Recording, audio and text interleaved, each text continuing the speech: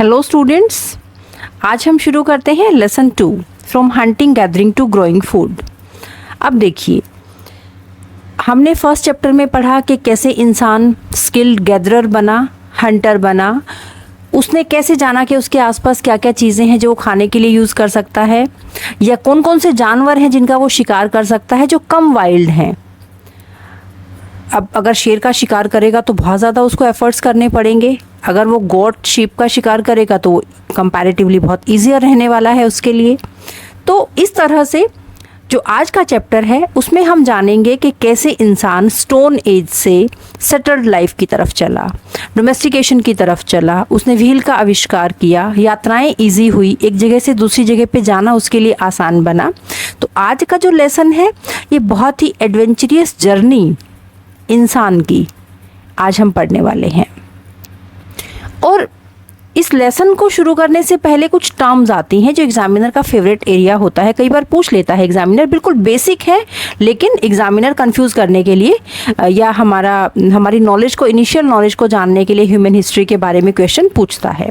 तो देखिए, ये जो टर्म्स हैं, pre history and proto history. अब जब हम बात करते हैं प्री हिस्ट्री की, प्री हिस्ट्री जो है वो इनिशियल स्टेज है किसकी, ह्यूमन हिस्ट्री की। ये किससे डील करती है, ओरिजिन कैसे हुआ और ग्रोथ कैसे हुई ह्यूमन सोसाइटीज़ की। जो ह्यूमन सोसाइटीज़ हैं उनका ओरिजिन और उनकी ग्रोथ कब, before the advent of writing system. जब राइटिंग सिस्टम ही नहीं शुरू हुआ था, इंसान को लिखना भी नहीं आता था, उस समय की जब हम बात करते हैं तो उसको हम बोलते हैं प्री हिस्ट्री। इसका एग्जाम्पल क्या रहेगा, स्टोन एज। स्टोन एज में इंसान को लिखना नहीं आता था। सेकेंड जो टर्म है दैट इज प्रोटो हिस्ट्री। अब प्रोटो हिस्ट्री को हम हिंदी में आद्य इतिहास भी बोलते हैं, आद्य इतिहास।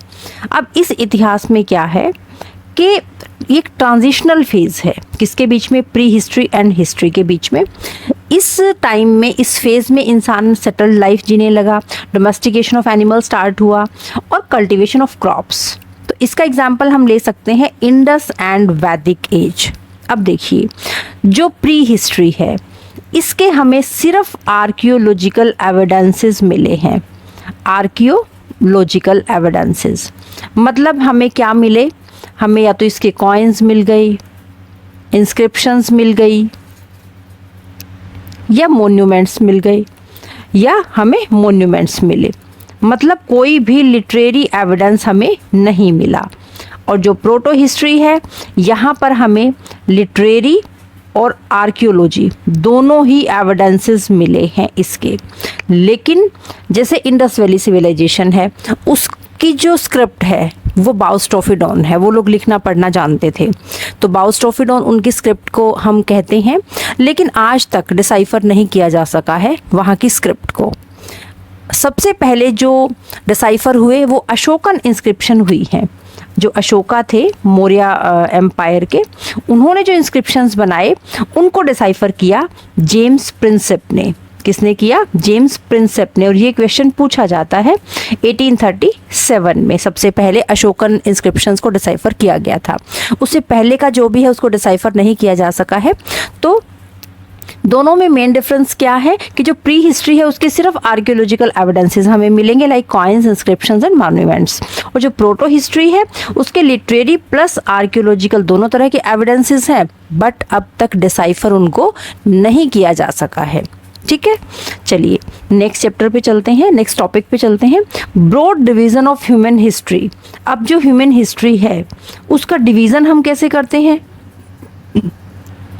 किस बेस पे करते हैं, तो इकोनॉमी, कैसी इकोनॉमी रही होगी, वे ऑफ एक्वायरिंग फूड, कैसे अपना फूड इंसान कलेक्ट करता था, सोशल ऑर्गेनाइजेशन कैसा था, ये जो बॉडीज थी, डेड बॉडीज थी, उनको डिस्पोज ऑफ किया जाता था।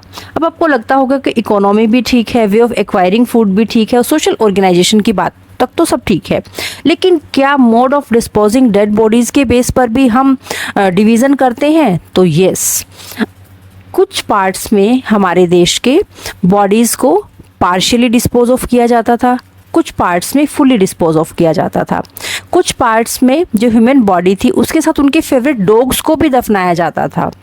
कुछ पार्ट्स में जो इंसान की बॉडी थी उसके साथ उसकी जो भी आप कह सकते हैं उनके ऑर्नामेंट्स होते थे या जो भी प्रीशियस चीज़ें होती थी वो उनको उनके साथ रखी जाती थी बॉडी के, ताकि उनके अगले जन्म में वो उनके काम आए। तो ये भी एक तरीका रहा है ह्यूमन हिस्ट्री को डिवाइड करने का। चलिए अब सबसे पहले हम बात करते हैं स्टोन एज की। स्टोन एज, पैलियोलिथिक या ओल्ड स्टोन एज। अब ये इसका जो टाइम पीरियड रहा 2 लाख ईयर्स टू 12,000 ईयर्स के बीच में पैलियोलिथिक का टाइम पीरियड रहा। अब जो पैलियोलिथिक है इसके भी 3 पार्ट्स हैं, आगे सब पार्ट्स 3 हैं। पहले lower old stone age, middle stone age और अपर स्टोन एज। अब जो लोअर स्टोन एज है ये टोटल ही जो ये तीनों है ना, इनका टाइम पीरियड ये वाला रहा है। अब जो लोअर स्टोन एज है उसमें भी 2 कल्चर्स हमें मिलती हैं। Soanian pebble tool tradition culture, ये पाकिस्तान में है, and hand axe cleaver Acheulian tradition culture. अब देखो ये दोनों जो कल्चर्स हैं हमें इनकी डिटेल में जाने की ज़रूरत नहीं है, लेकिन इतना तो हम इनको देखकर समझ जाते हैं कि जो उन्होंने टूल्स बनाए, जैसे इसमें क्या लिखा है, पेबल टूल, पत्थर के हथियार थे। यहाँ पर इसने हैंड एक्स, हथौड़ी बना ली, मतलब जो उन्होंने पत्थर का कुछ बनाया तो उसका जो उन्होंने हाथ बनाया, जो पकड़ने के लिए जो बनाया, वो या तो वुड का था या वो बोन का था या वो स्टोन का था। तो इस तरह से 2 कल्चर्स का नाम आप याद रखिएगा, Soanian pebble tool tradition culture and hand axe cleaver Acheulian tradition culture. उसके बाद मिडल ओल्ड स्टोन एज आती है और फिर अपर, इनको हिंदी में हम मध्य, उत्तर और निम्न ओल्ड स्टोन एज बोलते हैं। ठीक है, अब नेक्स्ट पे चलते हैं। नेक्स्ट मीजोलिथिक एज, इसका टाइम पीरियड रहा 12,000 years to 10,000 years. And third is neolithic, neo means new stone age, तो 10,000 साल पहले ये शुरू हुई थी। अब हम इनकी डिटेल करते हैं। तो पैलियोलिथिक एज, पैलियोलिथिक सबसे पहले इसका हम लिटरल जो मीनिंग है वो समझते हैं। मेड ऑफ 2 वर्ड्स, 2 वर्ड से बना है, palaeo and lithos. Palaeo means old and lithos means stone, दोनों ही लेटिन वर्ड्स हैं। लेटिन वर्ड्स पैलियो और लिथोस, पैलियो मीन्स ओल्ड पुराना और लिथोस मीन्स पत्थर। तो जो ओल्ड स्टोन एज रही उसको हम पैलियोलिथिक एज बोलते हैं। इस समय में क्या था, इंसान हंटर गैदरर था। 2 मिलियन ईयर्स अगो इंडियन सब कॉन्टिनेंट में जो इंसान की लाइफ थी वो हंटर और गैदरर की थी। अब हंटर गैदरर जो था वो कैसे हमने उसको कहा, the ways in which they got their food, जिस तरह से वो अपने लिए खाना इकट्ठा करता था। अब खाना कैसे इकट्ठा करेगा, जैसे अगर उसने खाना, उसको ये देखना पड़ेगा कि कौन से जंगली जानवर का शिकार वो इजीली कर सकता है, कौन से फल फूल वो खा सकता है। कुछ फल फूल जो है पॉइजनस भी हो सकते हैं और खाने से उसकी मौत भी हो सकती है, तो उसको बहुत ज़्यादा सेलेक्टिव होना पड़ा।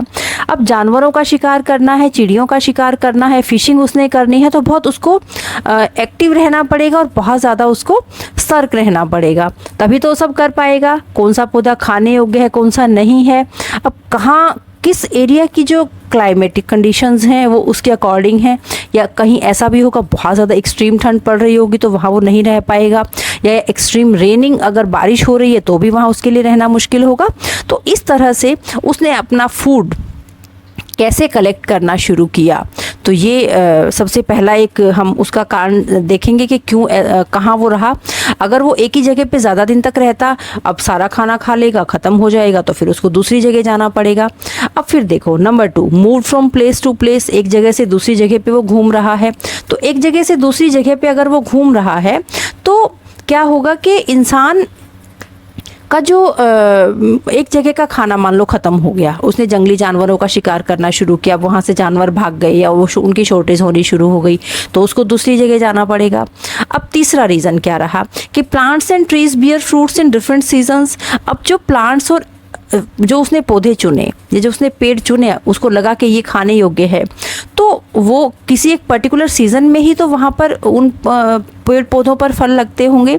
तो ये भी एक रीज़न रहा होगा कि एक जगह से दूसरी जगह पे उसने जाना है, और प्लांट्स और ट्रीज़ उसने वो देखने हैं कि किस सीज़न में कहाँ पर फल फूल उसको खाने के लिए, या उसको लीव्स खाने के लिए मिल सकती हैं, या नट्स खाने के लिए मिल सकते हैं, वो सब चीज़ें।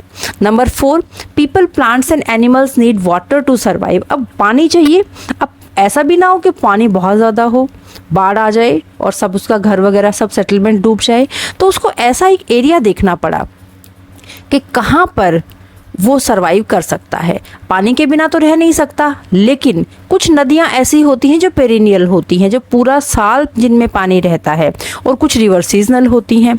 अब उसको जब सूखा मौसम है, अगर सीजनल रिवर के पास रह रहा है वो, तो उसको सूखा वहाँ पे आ गया, वो नदी सूख गई तो उसको दूसरी जगह भी जाना पड़ेगा।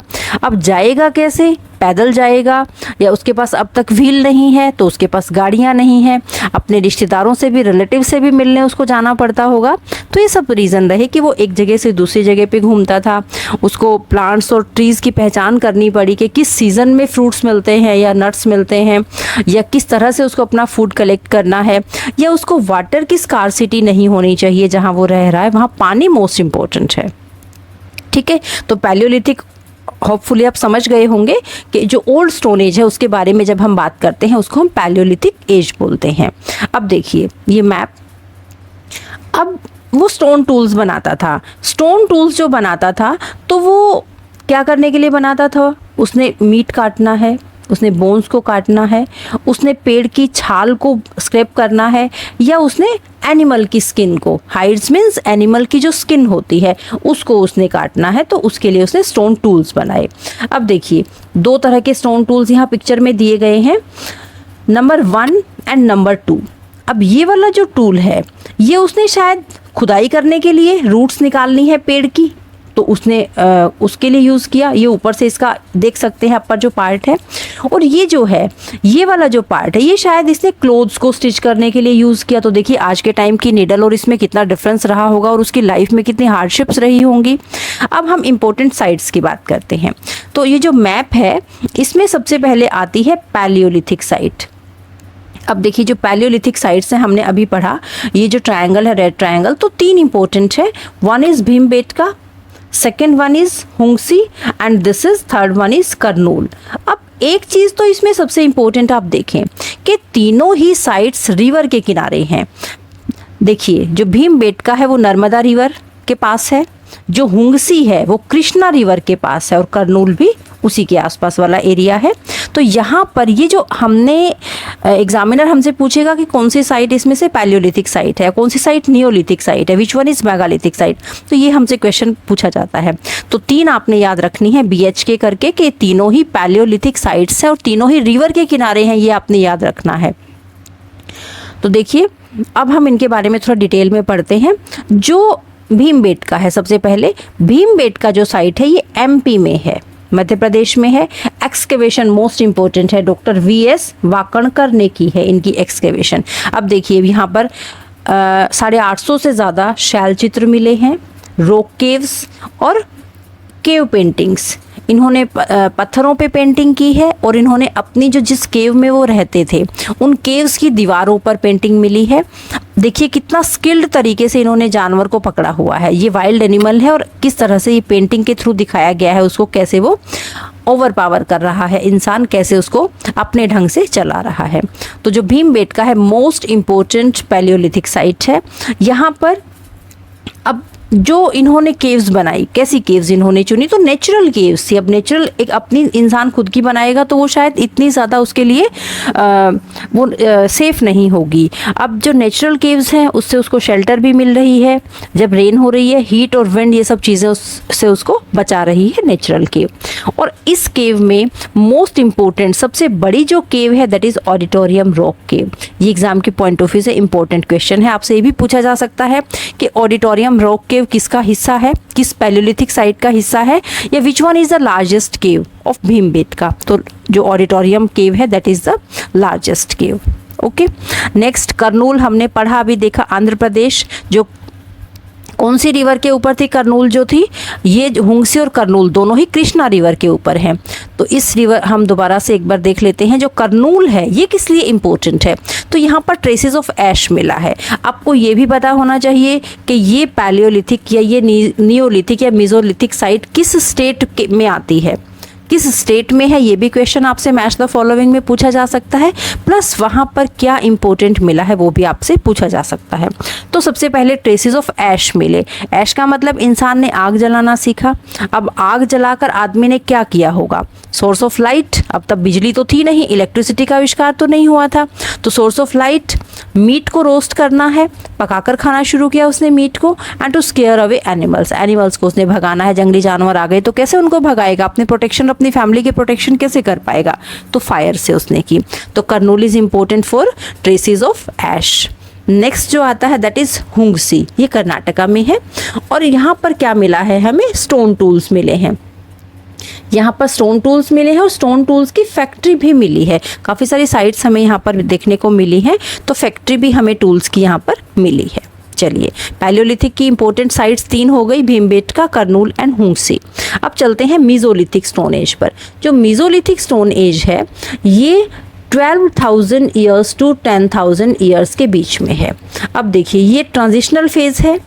ट्रांजिशनल फेज का मतलब है कि नियोलिथिक और पैलियोलिथिक, इन दोनों के बीच का थोड़ा सा टाइम पीरियड जिसमें बहुत ज़्यादा रिवोल्यूशनरी चेंजेस आए इंसान की ज़िंदगी में। अब क्या क्या चेंजेस आए कि एक तो उसने जो उसके हथियार थे, देखिए हमने देखा पैलियोलिथिक में बहुत मोटे मोटे पत्थर हैं, उनको थोड़ा थोड़ा सा आगे से वो उनकी जो नोक है उसको शार्प कर रहा है। अब माइक्रोलिथ टूल्स उसने यूज़ किए। माइक्रोलिथ, पहले पेबल्स थे, अब टाइनी टूल्स आ गए, छोटे टूल बनाने शुरू किए।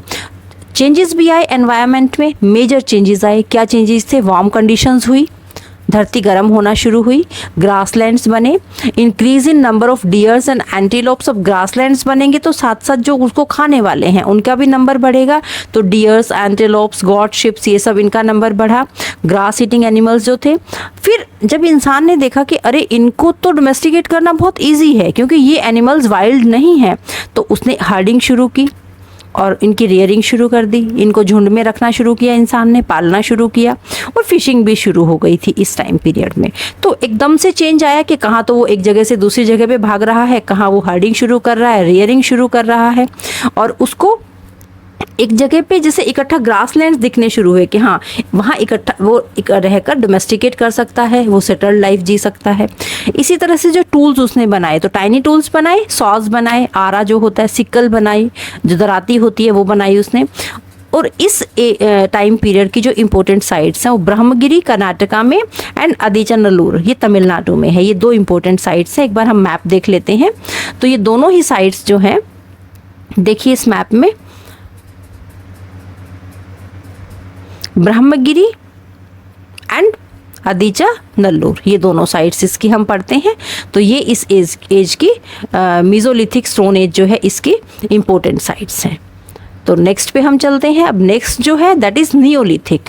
अब देखिए नियोलिथिक तो बिल्कुल न्यू स्टोन एज आ गए। देखो कितना सुंदर सा एक मटका रखा हुआ है, पोट का आविष्कार हो गया जिसको हम हिंदी में मृद भांड कह सकते हैं। पोट्री आ गई तो इंसान की जिंदगी ही बदल गई।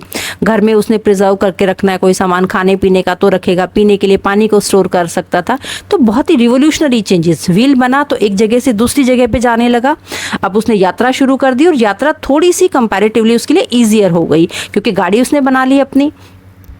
अब देखिए नियोलिथिक जो स्टोन एज है उसका टाइम पीरियड 10,000 ईयर्स से शुरू होता है। लास्ट फेज था इस स्टोन एज का। अब पॉलिश्ड वेपन्स, देखिए कितना सुंदर सा पॉलिश करके मटका रखा हुआ है। व्हील बनाया, जब मटका बना तो ऑब्वियसली व्हील भी बना। पोट्री जो थी polished and greyware, settled life जीना शुरू किया। अब इस टाइम पीरियड की जो इम्पोर्टेंट साइट्स हैं, एक तो मेहरगढ़ है। मेहरगढ़ जो है वो पाकिस्तान में है। देखिए नियोलिथिक जो है इसकी हम साइट्स अगर देखें, ये जो ब्लू कलर की है तो मेहरगढ़ ये पाकिस्तान में है। बुर्ज होम जम्मू कश्मीर में है। बुर्ज होम इंडिया में है। उसके बाद कोल्डिहवा, महागरा, चिरांद, दाऊजाली हेडिंग, हल्लूर और पय्यमपल्ली, ये इसकी इम्पोर्टेंट साइट्स हैं। अब जो ये इम्पोर्टेंट साइट्स हैं इनके बारे में हम थोड़ा सा ब्रीफ में कर लेते हैं कि कहाँ पर हमें क्या चीज़ मिली है, कहाँ क्या इम्पोर्टेंट रहा है। तो जो मेहरगढ़ है, मेहरगढ़ पाकिस्तान में है, प्रेजेंट जो पाकिस्तान है वहाँ पे है। अब मेहरगढ़ में इंसान क्या करता था, मेहरगढ़ में हमें अवशेष मिले हैं, इन्होंने जैसे दस्ता हो बनाया। यहाँ के लोग जो थे उन्होंने एक वेपन बनाया हो करके, ठीक है, ये टूल बनाया। प्लस ये यहाँ पर वीट और कॉटन उगाते थे, तो ये इनकी एक स्पेसिफिक वो रही। और ये कच्चे मकानों में रहते थे यहाँ के जो लोग थे। बुर्ज होम, बुर्ज होम मोस्ट इम्पोर्टेंट है। यहाँ पर हमें क्या मिला है, ड्वेलिंग पिट्स, रहने के लिए क्या यूज़ करता था इंसान? पिट्स का यूज़ करता था, गड्ढों का यूज़ करता था। और यहाँ पर मछली पकड़ने के लिए भी और कहीं भी नहीं ऐसा कुछ मिला है जो सिर्फ बुर्ज होम में मिला है कि फिशिंग करते थे और मछली पकड़ने के लिए ड्वेलिंग पिट्स का यूज़ करते थे ये लोग। उसके बाद यहाँ पर मालिक के साथ जो उसका ओनर होता था उसके साथ उसके डॉग को भी दफनाते थे। ये मोस्ट इम्पोर्टेंट इस साइट की बात है। उसके बाद यहाँ पर और भी साइट्स हैं जैसे गुफराल है और एक जो चिरांद साइट है। ये चिरांद कहाँ है? ये बिहार में है। चिरांद कहाँ है? बिहार में है। अब चिरांद में क्या मिला है?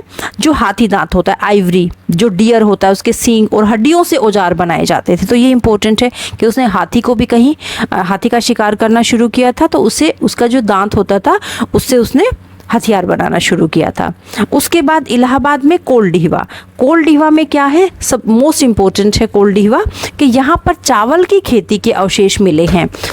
क्या हुआ कि जो कोलडीहवा है वहाँ पर क्या मिला है? चावल की खेती, राइस कल्टीवेशन। जो कोलडीहवा है ये वाला एरिया जो है यहाँ पर राइस कल्टीवेशन के हमें एविडेंसेस मिले हैं। तो कोलडीहवा इसलिए इम्पोर्टेंट है। उसके बाद यहाँ पर तो इस तरह से हमने जाना कि कैसे इंसान ने सेटल्ड लाइफ शुरू की, कब व्हील का आविष्कार हुआ, कब उसने डोमेस्टिकेशन शुरू किया। तो मेसोलिथिक में डोमेस्टिकेशन शुरू हो गया था और अब जो नियोलिथिक एज आई, नियोलिथिक टाइम पीरियड में इंसान ने पोट बनाना शुरू किया, पोट्री आ गई, उसने हाथ से बर्तन बनाने शुरू कर दिए। पोट्री बनानी शुरू की तो ऑब्वियसली उसने बर्तन भी बनाए हाथ से। और कहाँ पर हमें राइस कल्टीवेशन के एविडेंसेस मिले हैं, कहाँ पर ड्वेलिंग पिट्स कहाँ पर हो, ये सब चीज़ें हमने आज की वीडियो में कवर की हैं। होपफुली आपको ये वीडियो पसंद भी आया होगा और इन सब बातों पर सोचिएगा कि ऐसा इस टाइम पीरियड में क्यों हुआ, उसके पीछे रीज़न क्या रहा। अब कहीं पर जो क्लाइमेटिक कंडीशंस थी वो चेंज हुई, कहीं पर इंसान ने थोड़ा सोचना शुरू किया। तो बहुत सारे फैक्टर्स थे जो इंसान की ग्रोथ एक पैलियोलिथिक एज से इंसान नियोलिथिक एज पर आ गया। तो उम्मीद करती हूँ आपको आज का लेक्चर पसंद आया होगा और इससे नेक्स्ट जो लेक्चर वीडियो हमारी रहेगी उसमें इससे रिलेटेड क्वेश्चंस PYQs रहेंगे। तो आप पहले इस वीडियो को अच्छे से ध्यान से देखिए, इसको नोट डाउन कीजिए और साथ में इसको आप लर्न कीजिए इन फैक्ट्स को, क्योंकि फैक्ट्स को हमेशा लर्न करना पड़ता है। एक बार लर्न कर लेंगे फिर कभी नहीं भूलेंगे और मैप की हेल्प से करेंगे तो आपके लिए वो ईजियर रहेगा। तो thank you for watching my video. Like कीजिए, ज़्यादा से ज़्यादा शेयर कीजिए, सब्सक्राइब कीजिए और कमेंट सेक्शन में ज़रूर बताइए कि आपको ये वीडियो कैसी लगी। Thank you very much. Thank you for watching my video. Thank you.